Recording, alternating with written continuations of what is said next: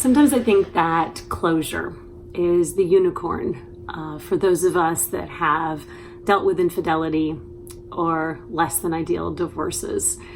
We chase it, we crave it, we want it more than anything else. Yet at the same time, we quietly question if it's even real. So what I have for you today are some myths and some truths about finding closure. So the first myth relates to what closure is.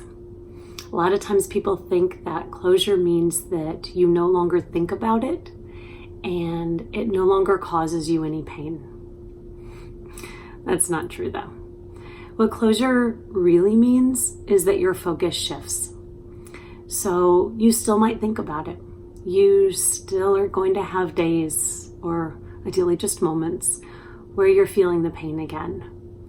But once you've achieved closure, that's not where you're putting your energy. It's not where you're putting your attention. Your focus instead is on you, and it's on looking forward. It's not on the past and what's behind you. So closure isn't so much a closed door. It's you turning your back on the door and instead looking through to what's on the other side. Another myth about closure is that you need to push for it, that you need to keep contact with your ex and maintain that in a quest for hearing those magic words, for getting that closure. But that's not true either. What happens when we're doing that is we're basically using that as an excuse to maintain that contact, and we're putting the responsibility in their lap for something that they may not even be able to give us. Another related myth about closure is that we need something in order for it to happen. We need certain words, or we need an action, we need a consequence, we need something to happen so that we can get that closure within ourselves. Sometimes I see it as though we want to keep dictating it until the reality matches what we want. But that's also a myth. Really, what closure is about is seeing things as they are, even if it's not what you want, even if it's not what you hoped for, but it's seeing it as it is, and then making that conscious choice to accept it as it is and move on anyways. Another myth about closure is that it comes down to karma or consequences or something happening to the other person. And I relate to that one. That's the myth that I believed for the longest time. You know, I would play the little game of, I will be okay once he blah, blah, blah. The problem with this one though, is that really what you're doing is using it as an excuse.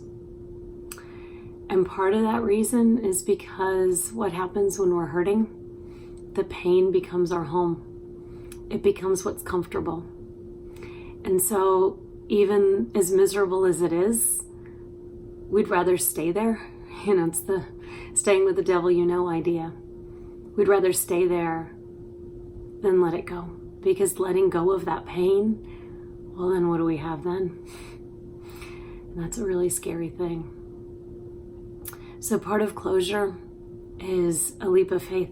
It's summoning up that courage to say, I choose to let go of this pain that is holding me back.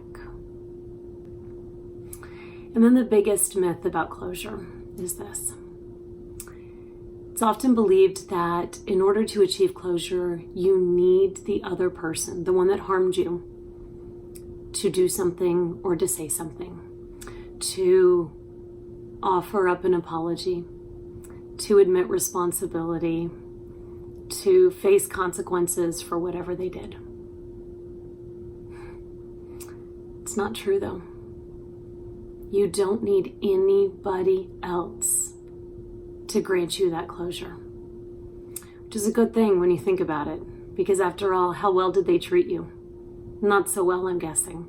So why in the world would you want to put your future well-being in their hands? It's not like they have a great track record of it after all. Ultimately, closure is about 3 things, only 3 things, and all 3 things you can do.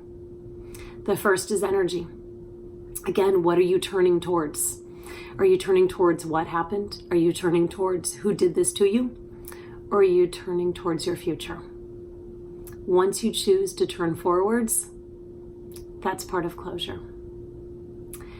Another piece of closure is acceptance.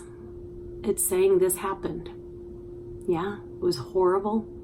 It was awful. I never, ever, ever want to go through that again, but that's the reality. That's my starting point.